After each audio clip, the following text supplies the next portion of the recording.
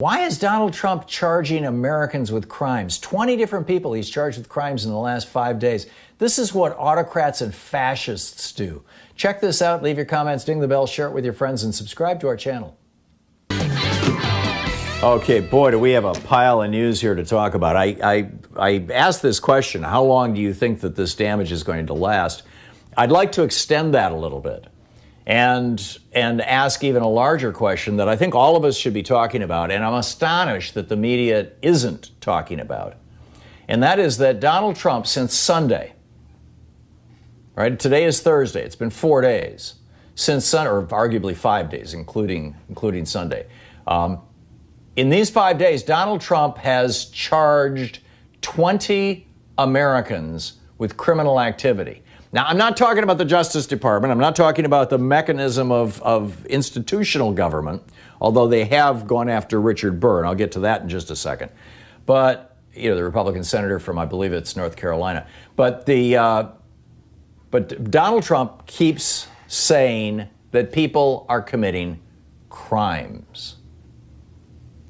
Now, if you don't remember Barack Obama ever arguing that people in the Bush administration committed crimes, or people in his own administration who were Democratic appointee or Republican appointees committed crimes, or members of Congress committed crimes, or anybody else committed crimes, that's because he never did.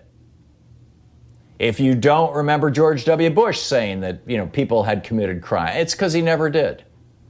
Or Bill Clinton, or George Herbert Walker Bush, or Ronald Reagan, or Jimmy Carter, or Richard Nixon, or Jerry Ford, or John Kennedy, or Lyndon Johnson, or Dwight Eisenhower, or even Harry Truman. I'm probably pretty much through the lifetime of anybody who might be watching or listening to this program.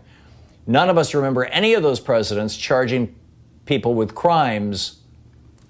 I'm not talking about using the legal system. I'm talking about using their voices, using their bully pulpit. And the reason it's never happened before in the history of the United States, even Abraham Lincoln was reluctant to use that kind of language. The reason it's never happened before is because that's the kind of thing that tyrants, despots, autocrats, dictators, and fascists do.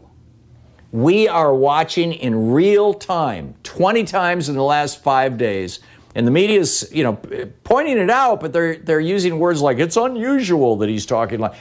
BS, it's not unusual. It's fascism. This is how authoritarians talk.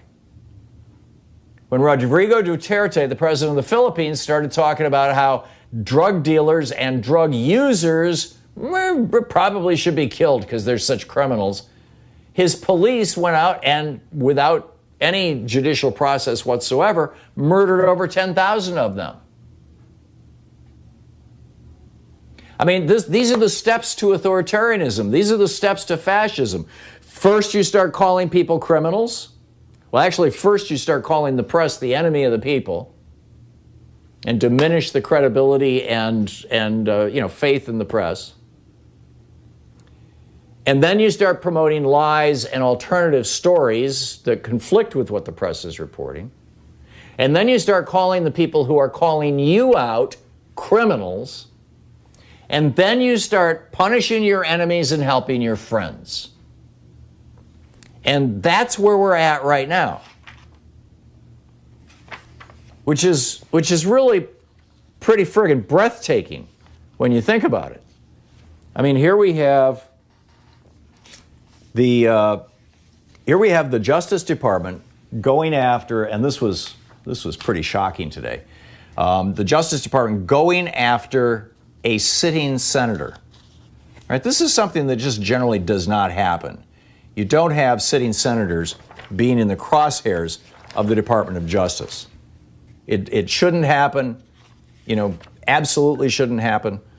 And here it is. Richard Burr is the Republican, here we go. Richard Burr is the Republican chairman of the Senate Intelligence Committee.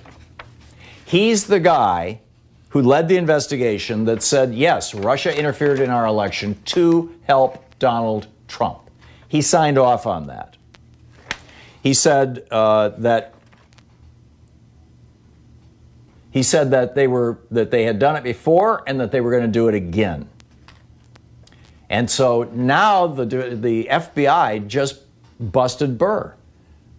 They went after, and they just took his cell phone, and they're going, from his home. They went into his home with a search warrant and took his cell phone, and now they're looking for all his stuff in the cloud. They're saying it's because he was engaging in insider trading. Well, it certainly looks like he was engaging in insider trading, but so is Kelly Loeffler, the senator from Georgia, whose husband is the president of the New York Stock Exchange.